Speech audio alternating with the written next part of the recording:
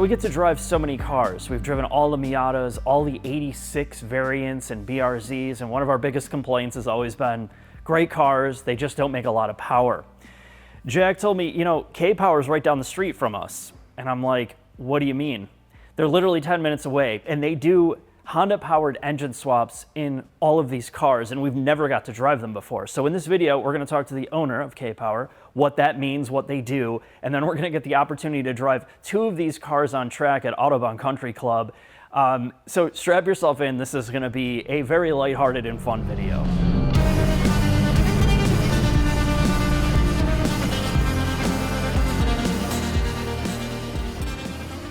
My name is David Calzada. I'm the owner of K-Power Industries. K-Power is all about taking a fun, lightweight, rear-wheel drive vehicle that came with a less than desirable engine from the factory and putting a Honda K24 engine in its place. K24 is a Honda 2.4-liter four-cylinder engine that came in many Honda vehicles from 2002 to 2015 or so, and it's a platform that has fantastic aftermarket support, a ton of performance potential. They're inexpensive, they're easy to work on, they're reliable. So it's just a very popular four-cylinder for motorsports. A K24A2, which is like what you'll see out of like an Acura TSX, with our parts, stock long block, will usually make around 220 to the wheels, with nice power potential. If you add cams, high compression, and so on, we'll see up to 300 wheel horse out of a high revving built four-cylinder.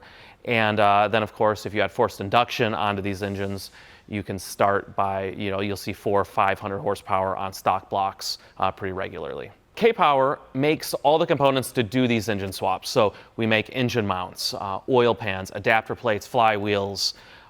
We make intake manifolds, headers, wiring harnesses, all kinds of coolant necks and accessories, throttle bodies, all the type of product that you would need to actually take one of these engines that comes in a front-wheel drive vehicle, turn it 90 degrees longitudinally, and put it in a rear-wheel drive vehicle and make everything fit in the car. The alternative for, a Miata, for example, is you are adding complexity. You're adding a turbocharger, you're adding a supercharger, and you're doing that to an engine that is old tech from the 80s. So with the K-Power swap, you're doing a much more modern, much more efficient NA four-cylinder engine that's making the same power as a forced induction setup with a stock engine, and with better cooling, lighter weight, and so on.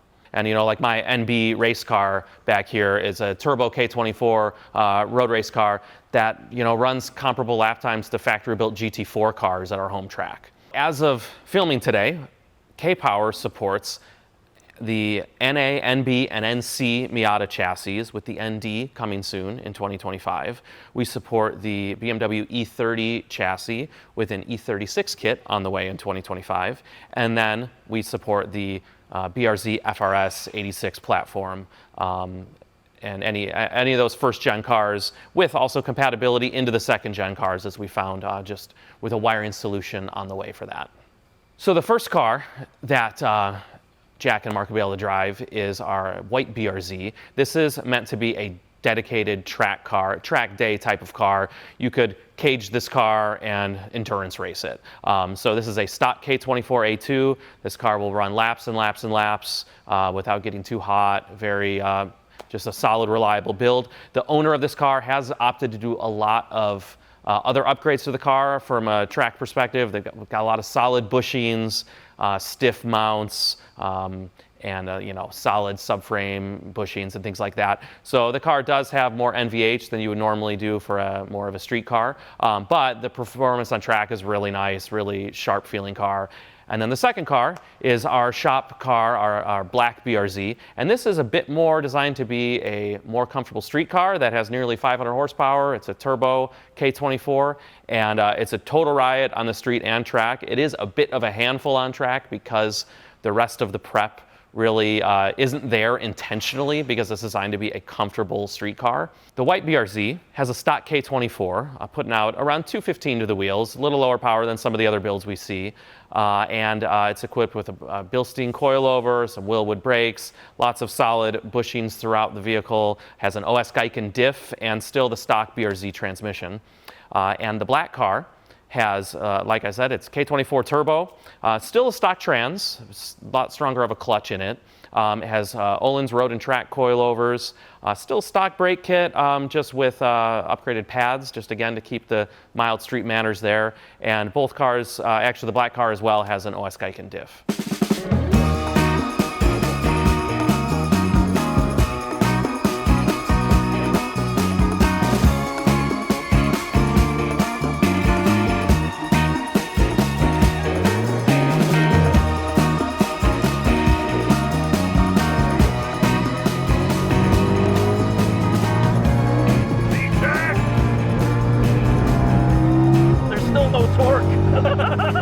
I was like, oh, there's going to be more torque. There's no more torque. But there's more horsepower. There's more powers, yep. There's a lot of vibration. Oh. All right. From an enjoyment factor, or at least a comedy factor, it's quite high. Yeah. You're the one who's always complained about the 2-liter BRZs and FRSs, but having no character. You put a 2.4 liter in this, you modify it, it's got a decent amount of character, and I know the NA limits of this engine. If you run E85, you tune the hell out of it, you're looking like mid 240, 230 wheel horsepower. Could be off by a couple of horsepowers here and there, but solves the character problem of this car. I don't know, man. It's a hard one. Like, I love the engine. I know, like, you know, you lose sight of how much work that goes into refinement and NVH character of like OEM setups. They would never tolerate this amount of like input and vibration. So that's the pros and cons. Yeah, we always complain about how you don't hear or feel anything. Now, yeah, you pretty much feel everything and hear everything. And it's not really a bad thing because you're buying this car and setting it up this way because this is the experience you want. You know, if you want a no-feel driving experience, you go and buy a BMW, right? Like, no steering feel, no brake feel. BMW. Yeah, nothing's going on. It's just fast. Where, okay, this is not the fastest car, but it is, all your senses are heightened. You feel everything through the steering. You can get the car to rotate under throttle, under braking, under throttle lift. I mean, it's what you want. Yep, it's pretty cool. It's gearbox is still great. There's no trade-offs there. As we're about to get passed by a Carrera Cup car. Mark, don't worry about that. I thought you were a master driver. Yeah, I am. Don't worry. This guy's got nothing on me. Other than money? Lots and lots of money. Now what I want to know is what happens when you add the torque and even more horsepower to this check. All right, Mark, let's go drive a turbocharged application.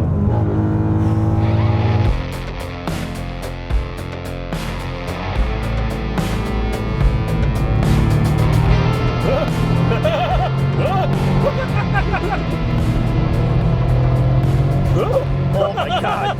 Hey, you asked for the time. Well, no, I wanted the torque. Now you got it. Almost 500 wheel horsepower. What's the just torques? under it? Lots, I don't know. Well, it doesn't Too matter. much. You know, I like a tail-happy car. This not being my car, being the shop car from David, and I asked him to bring out his like street prepped version of it. This was a fun car for them, not a track car. It is fun. Holy shit. I love how the turbo comes on.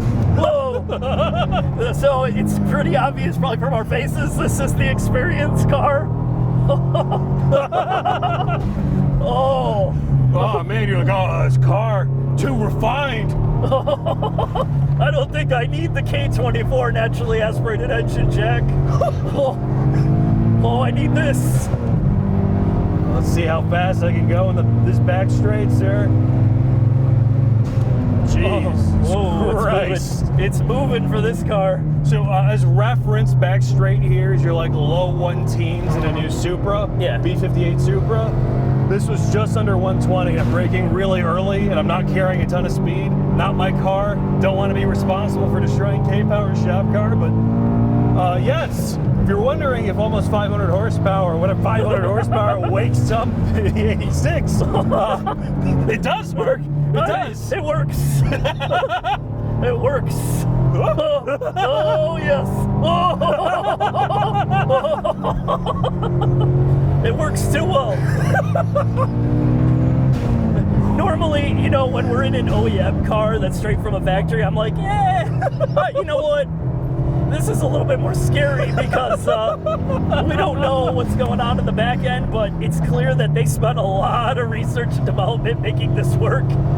It's just crazy how much fun this is out here. This is kind of the shit that's missing with a lot of the new sports cars, Yeah. is it not? Like just the comedy factor of it? No, this is, I mean, I'm honestly kind of surprised, even though the torque kind of comes in midway through the RPM, which with the way this is geared, it sort of upsets this car mid-corner. As far as having a good time goes, man, this is exactly what I want. Yeah, no, seriously, at first I'm like, oh, this is gonna be a mess. And I'm not, don't get me wrong, it lacks some refinement, but what it loses in refinement is pure fun, and it is really competent. Over 8,000 RPM, 500 horsepower. Oh, why would you want that, Jack? Oh my God, dude. All right. Well, if you're wondering if it's entertaining, it is very, very entertaining. Obviously, so dynamically, even though the K24 is a taller engine, I'm gonna be honest, maybe I lack the nuance or the fact that I'm not driving them back to back, but I don't really notice the fact that the engine has a higher CG. What I'm noticing is that I now make almost 500 horsepower. Yeah, no, the power thing makes up for any deficiency that the car would have in balance. But what I will tell you, oh my God, that's like a rear wheel. That's like a high horsepower cart. Yeah, the way pretty that much. you just like move the ass end through the corners. Anyway, the naturally aspirated car, you can't overwhelm that car easily with power. It's like foot to the floor momentum the entire time. This car is completely the opposite. No, now I determined that I will only drive 86s With 500, with 500 yeah, K then power it'll be horsepower. 700 horsepower and 1,000. Sounds pretty good to me, sir. All right. All right, with that, let's wrap this up, sir. All right.